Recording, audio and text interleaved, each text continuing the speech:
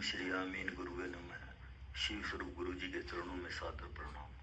गुरु जी, पहले के अनुभव के आधार पर आपने अधिक से अधिक मौन और शांत बैठने के लिए कहा था।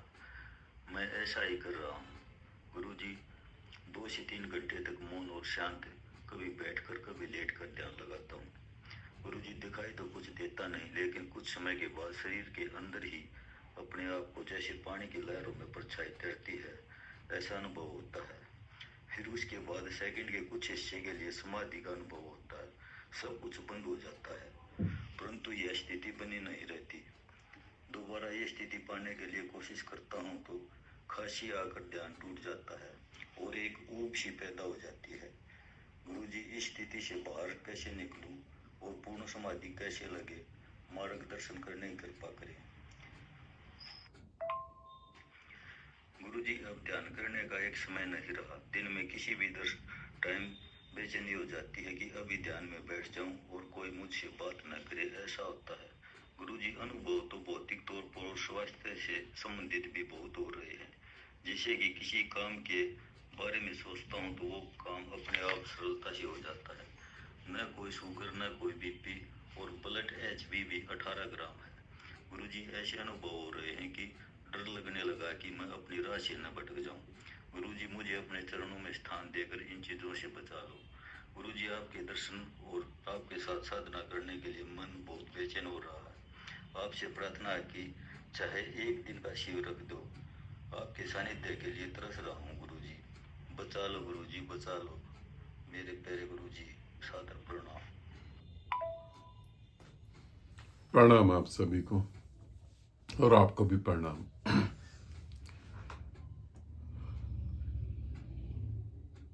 2-3% है साधना से रिलेटेड, वो जिसके उत्तर दे रहा हूं, अच्छे से समझना। पहला, कि साधना करते करते ऊब हो जाती है। सभी साधकों के जीवन में ऐसा क्षण आता है, साधना करने से ऊब पैदा हो जाती है। ऊब पैदा क्यों होती है?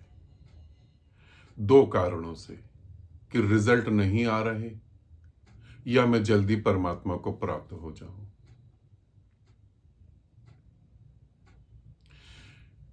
परमात्मा यदि चाहे शरीर धारण करके किसी मां के गर्भ में उतरे और मां के गर्भ से पृथ्वी को छुए, पृथ्वी पर आ जाए।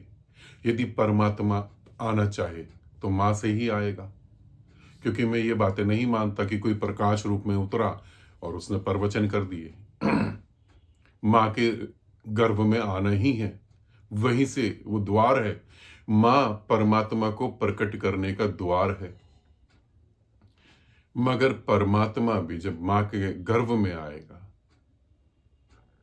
तो उसको भी वहां 9 महीने तक इंतजार करना पड़ेगा। अपने नियम को वो भी नहीं तोड़ सकता। फिर साधक हो तुम, साधना करो। ऊब क्यों पैदा होती है? कि कुछ होगा। मन कहता है कुछ होगा, और मन दिखाता है कुछ हो गया, और फिर उसे हटा देता है। फिर एक ऊब पैदा होती है कि अब क्या करें, अब तो कुछ हो ही नहीं रहा। जब कुछ नहीं हो रहा, वही शुभ घड़ी है। अब मौन हो जाओ। 2-4 घंटे मौन होते हो। अब वो 24 घंटे कैसे सध जाए, थोड़ा समय लगेगा। इतनी भी जल्दी ना करो। अभी 2-3 महीने हुए मिले हमें। इतनी भी जल्दी नहीं करो, थोड़ा समय लगेगा। थोड़ा और जबरदस्ती मत करो, सहज बैठो, थोड़ा और डूबो। पेड़ पौधों से प्रेम करो, पशु पक्षियों से प्रेम करो। फिर दूसरी बात, जो सोचता हूं वो हो जाता है। सिद्धियां तो आएंगी ही आएंगी, और ऐसी गजब की सिद्धियां आएंगी जिनके बारे में ग्रंथों में लिखा नहीं है। इस सिद्धि के बारे में लिखा है कि जो आप सोचेंगे वो हो जाएगा। वैसा तो हो रहा है। लोग लगे हुए पीछे, सरस्वती को सिद्ध कर लो।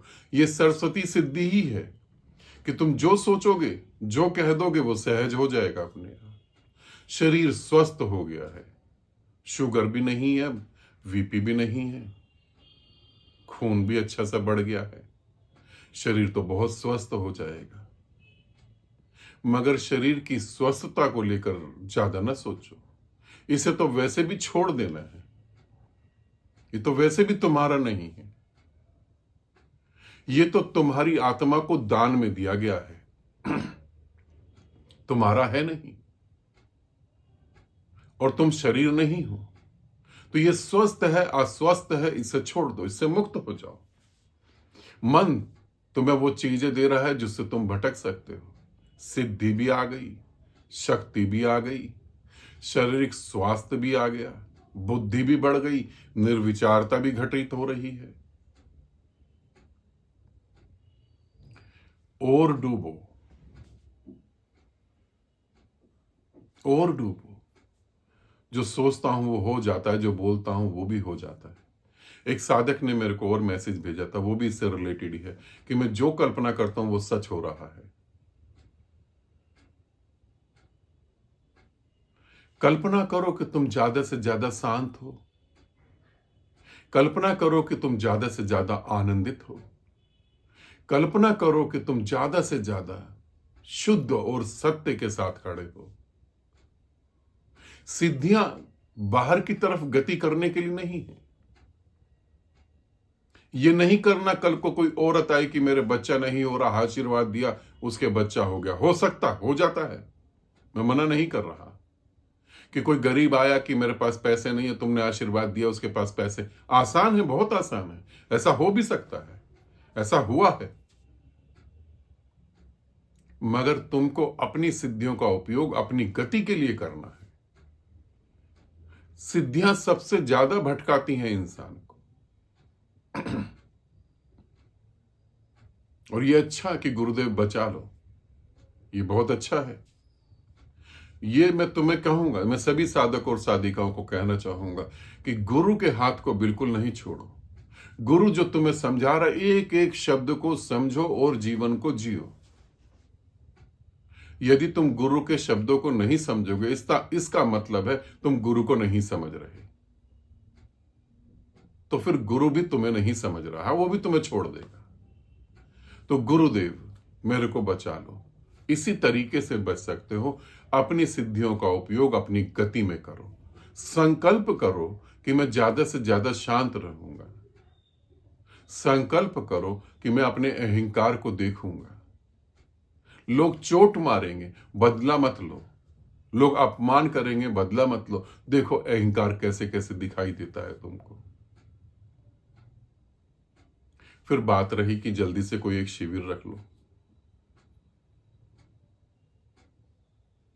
18 फरवरी को हम दिल्ली में एक शिविर कर रहे हैं, उसमें आप आ सकते हैं।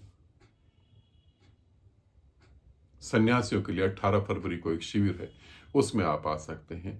तो टोटल मिलाकर क्या कहा मैंने? साधना में और गहरे डूबो, ज्यादा से ज्यादा मौन रहो। शरीर स्वस्थ है, अच्छी बात है। नहीं स्वस्थ है तो भी मौन रहो। ठीक। सिद्धियों का उपयोग अपनी गति के लिए करो, बाहरी किसी काम के लिए नहीं। बुद्ध के पास भी सिद्धियां थी, कृष्ण के पास भी थी, मीराबाई के पास भी थी, कबीर के पास भी थी, जीसस के पास भी थी, शिव के पास भी थी, सभी के पास थी। सभी ने उपयोग अपनी गति के लिए करा। साईं के पास भी सिद्धियां थी। साईं ने थोड़ी सी गलती करी, उसे लगा कि इनकी इच्छाएं मैं पूरी कर दूंगा, जो मेरे पास आ रहे हैं इनकी इच्छाएं मैं पूरी कर दूंगा, और जो है ये ध्यान करेंगे, साधना करेंगे और परमात्मा हो जाएंगे। साईं जब भी कुछ चमत्कार करते थे और लोग उनकी तारीफ करते थे तो साईं कहते थे सबका मालिक एक है। वो बार बार कह रहे थे कि मालिक की तरफ चलो।